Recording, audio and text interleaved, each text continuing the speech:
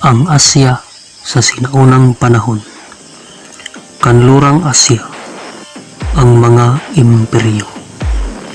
Layunin, natataya ang impluwensya ng mga kaisipang Asyano sa kalagayang panlipunan at kultura sa Asya.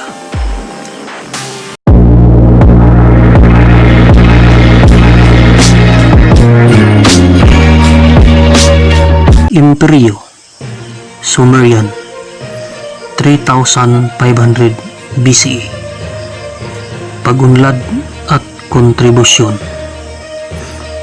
Una, cuneiform, unang nabuong sistema ng panulat. Isa itong uri ng pictograph na naglalarawan ng mga bagay na ginagamitan ng may 600 pananda sa pagbuo ng mga salita o ideya. Ikalawa, gulong. Sa pagkakatuklas nito, nagawa nila ang unang karwahe. Mga Sumerian din ang unang gumamit ng sistema ng panukat ng timbang at haba. Unang nagtatag ng organisadong puwersa sa pagtatayo ng mga diki. Pagbagsak. Pangunahing dahilan ng paghina ng mga Sumerian ay ang madalas na labanan at kawalan ng pagkakaisa ng mga lungsod-estado nito.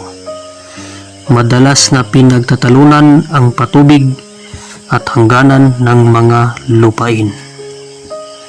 Imperyong Akkadian, circa 2700 to 2230 BCE.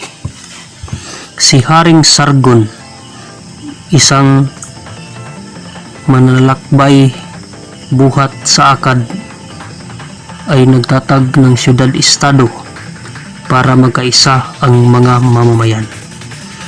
Pinalawak niya ang teritoryo ng Akkad bilang pinuno sa pamamagitan ng pagsakop sa mga digmaan. Pinaunlad niya ang sistema ng pagsusulat. Maraming literatura ang nasalin at umusbong. Pagbagsak.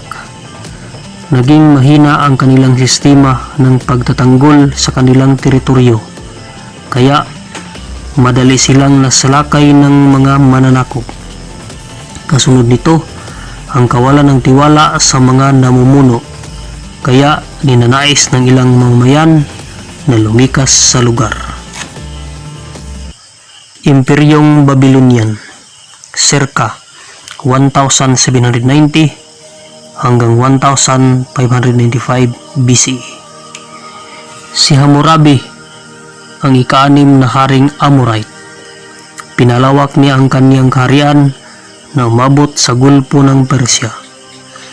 Ang katipunan ng mga batas ni Hammurabi, na mas kilala bilang Code of Hammurabi o Batas ni Hammurabi, ay isa sa pinakamahalagang ambag ng mga sinaunang tao sa kabiasnan. Ang kodigo ni Hammurabi ay binubuo ng 282 na batas na nagsisilbing pamantayan ng kabiasnang Babylonian. Sakop ng kodigong ito ang mga itinuturing na paglabag sa karapatan ng mga mamamayan at mga ari-arian nito. Pagbagsak.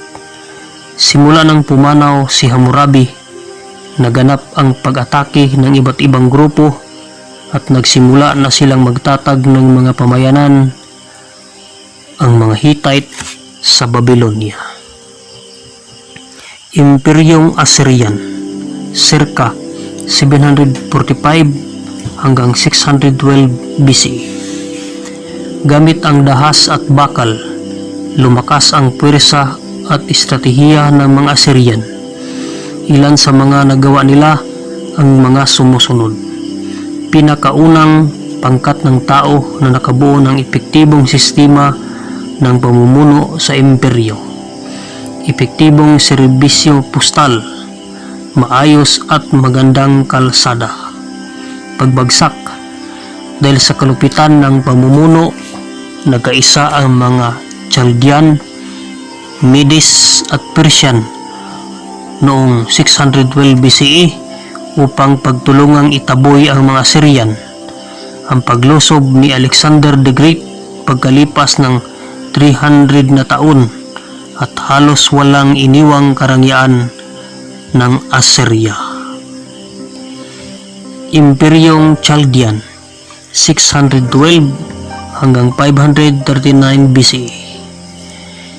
Ang Hanging Garden of Babylon, ang isa sa pinakamahangang tanawin sa sinaunang panahon.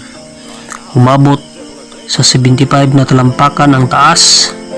Pinagawa ni Nebuchadnezzar para sa kanyang asawa na si Amitis. Nalinang ang konsepto ng zodiac at horoscope. Nagpagawa ng ziggurat na umabot sa halos 300 talampakan na pinangalanang Itiminanki. Itinuturing na ito ang Tore ni Babel sa Biblia. Imperyong Lydian 680 hanggang 547 BCE. Barter, ang sistema ng kalakalan sa pamamagitan ng pakipagpalitan ng mga produkto sa iba pang produkto. Naging madali ang pakipagkalakalan nang natuto ang mga tao sa paggamit ng barya. Imperyong Phoenician circa 1200 hanggang 800 BCE. Sa kanila nagsimula ang konsepto ng kolonya. Naging istasyon o bagsakan ito ng kalakal, hindi kolonyang politikal. Mahalagang kontribusyon ay ang alpabeto. Dito nakabatay ang kasalukuyang alpabeto. Paggawa ng mga naglalakiang sasakyang pandagat na tinatawag na barko sa kasalukuyan. Pagbagsak, hindi napagtuunan ang pagtatag ng pamahalaan at sandatang lakas. Sila ang tinaguriang tagapagdala ng kabiasnan dahil hindi lamang ang produkto ang kanilang naibahagi, kundi ang pamumuhay din ng mga tao sa kanilang mga lugar na napuntahan. Imperyong Hebreo circa 1000 hanggang 722 BCE. Ang Biblia na naging pundasyon ng pananampalatayang Judaism at Kristyanismo, pinakamahalagang pamana, pagbabawal sa pagsamba at pag-aalay ng mga sakripisyo sa mga Diyos-Diyosan na naging batayan ng maraming batas sa kasalukuyan. Ang pagsamba sa nag-iisang Diyos o monotheism ay isa rin sa pinakamahalagang ambag. Pagbagsak, ang mataas sa pagpataw ng buwis ni Haring Rehoboam na naging dahilan ng pagrebilde ng mga anak ni Solomon na dahilan ng pagkawatak-watak ng Hebreo. Ayon sa lumang tipan, ang dahilan ng pagbagsak ng kaharian ay ang pagkaroon ng iba't ibang Diyos ng Israel na dala ng maraming asawa ni Haring Solomon. Hittite, circa 1600 hanggang 12 BCE. Pinakamahalaga sa mga imbensyon ng mga Hittite ang pagmimina ng iron ore at paggawa ng iba't ibang kagamitang bakal. Dahil dito, naging madali at mabilis sa kanila ang pananakop ng iba't ibang imperyo. Imperyong Persiano circa 550 hanggang 350 BCE. Nagpagawa ng isang mahabang kalsada na nagdugtong sa mga lungsod ng Persia mula Susa hanggang Ephesus sa Asia Minor na umabot sa 2,400 km. Gumamit ng pilak at gintong barya sa pakipagkalakalan. Nagdagdag ng mga satrapi sa imperyo. Bawat lalawigan ay pinumunan ng satrap na nagsilbing bilang tainga at mata. Nagpatayo ng mga magarang palasyo at gusali tulad ng Persepolis. Nagbigay diin ang karapatan ng tao maging ang mga lupang sinakop Ang pagkaroon ng mga satrap ng Persya ang naglinang sa konsepto ng sentralisadong pamahalaan. Pagbagsak, simula nang makipagdigmaan sila sa mga dayuhang imperyo ay humina ang kanilang pwersa. Madali silang nasakop ng mga Griego at napasakamay sila ni Alexander the Great. So yan lang po ang tungkol sa ang Asya sa unang panahon, sa kanlurang Asya ang mga imperyo. Sa sunod ay atin namang alamin ang Asya sa sinaunang panahon, silangan at hilagang Asya. Sana ay may natutunan kayo. Maraming salamat po.